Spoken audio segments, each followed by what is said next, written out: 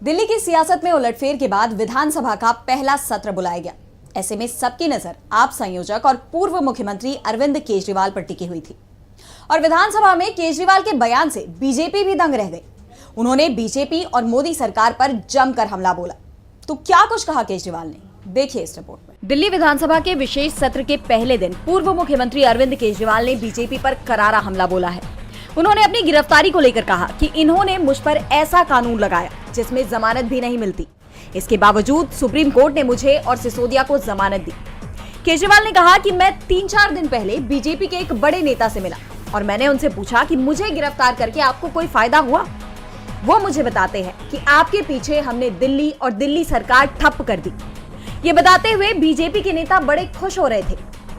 केजरीवाल ने चुनौती देते हुए कहा कि अगर बीजेपी के 2 लोगों को जेल में डाल दो तो उनकी पार्टी टूट जाएगी। उन्होंने पीएम मोदी पर निशाना साधते हुए कहा कि भले ही नरेंद्र मोदी के पास खूब पैसा और ताकत है, लेकिन मोदी भगवान नहीं है।